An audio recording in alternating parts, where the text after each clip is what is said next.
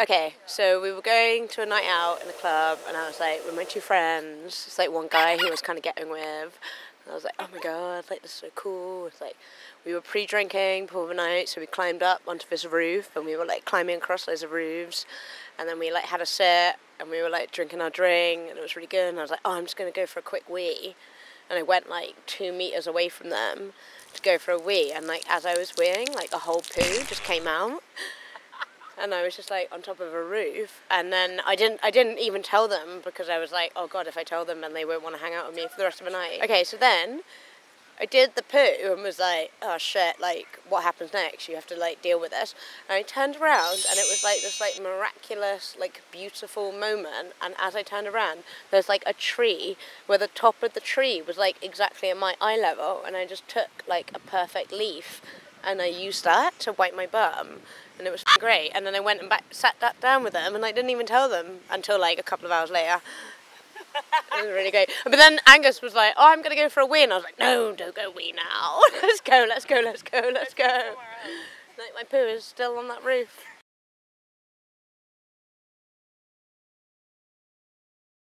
So I met a man, and he decided that it would be a good idea for us to go on a date together, which was, I was open to, and it seemed like it was a good idea at the time. And this man ended up, let's say the date went quite well, or maybe there was just a lot of alcohol involved, more precisely. And so the date ended up coming back to my house, and I thought, this is great. Things are going, it's going to be exciting. Things are going in the right direction here. This could be good fun. And before we go to bed, he says, well, can you just get me a little glass of water, please? And I thought, oh, he wants to rehydrate himself. That'd be really good. He won't have a headache tomorrow. And I come back with a small glass of water, and then he promptly removes his whole full front set of teeth and plops them into the glass of water, and then smiles at me and says, let's get it on. At that point, I wanted to scream out loud and run for my life down the street. So yes, that is my little story. Yeah, at that point the lights went out, and I had to sit there going, oh God. And then he carried on talking and thinking it was the most normal, sexy thing ever. And I just wanted to die, basically. Alright, so I was in prom in Sydney, and I live in the eastern suburbs, and the prom was in North Sydney. So I went there, it was all good, I had a great night. Then to get back, I had to go to a club. And in Sydney, there's laws where a club closes at 1:30. So I had to get to the club before 1:30. So eventually, when it finishes, I get the bus, and it's all good until the bus breaks down on the highway. So then I talked to the driver. He said it'll take an hour for it to be repaired. Obviously, then I'd be too late. I wouldn't be able to get into the club. So my only logical thing to do was to get a taxi. However, I didn't really have enough money on me. It would have cost probably $50, and I had only $10 on me. So I get the taxi, and as we were going to the street where the club was at, I kind of opened the door a bit because I was ready to run from the taxi, basically. So as I was opening the door, the taxi driver realized that I was about to run. So he just accelerates, he keeps going, and he just keeps driving. I'm telling him to stop, I'm shouting at him to stop, but he just keeps driving.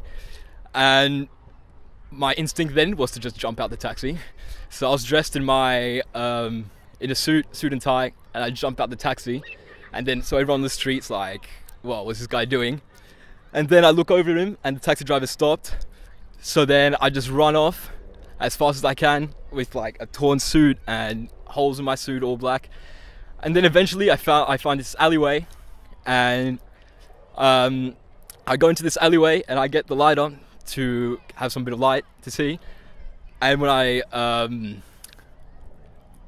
light the light up, basically, I see all these homeless people around me, and they're like, oh, what are you doing? And so then I was like, oh yeah, I'm hiding from someone, can I just chill here? And so I ended up chilling with the homeless people in the alleyway, and I didn't make it to the club in the end. So it was all for nothing. Yeah, when I was 18 at university, we were going for a night out, and beforehand I drank a bit too much, and started filling up shots of vodka and saying to my flatmates, why have you replaced this with water? To which they took a sip and told me I was very wrong.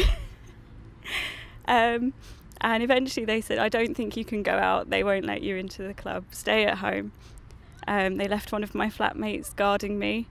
I sat in my room for a bit and then did a sort of commando crawl along the floor past his doorway, sneaking out the flat. And then proceeded to call them saying, guys, it's fine, I'm coming out, I'm not drunk at all. And fell flat on my face in the middle of saying that, dropping my phone. And I had to say, sorry guys, just fell over. Might be a bit drunk still. And then I found them all sort of jumping on benches and just as drunk as me, so it actually had a happy ending. And then we went to the club and I did get let in. Alright, so one time when I was 12 years old, I went overseas to Indonesia to go see my family. And obviously coming from Australia, we don't really have squatting toilets, like restrooms. And so we went to a theme park. And the theme park, I had really had to do a poo, badly. And so I went to the toilets and it was full. All the toilets were full but one. And so I went into this one cubicle and it was a squatting toilet. I was like, far out, how am I going to do this? And so what I did, I had these really baggy board shorts. Mind you, this was 2005, and everyone was wearing baggy.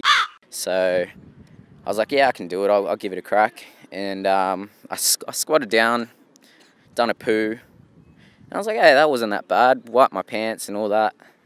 And then I walked out of the bathroom and I was like, yeah, I was proud of myself. It was good. It was really good.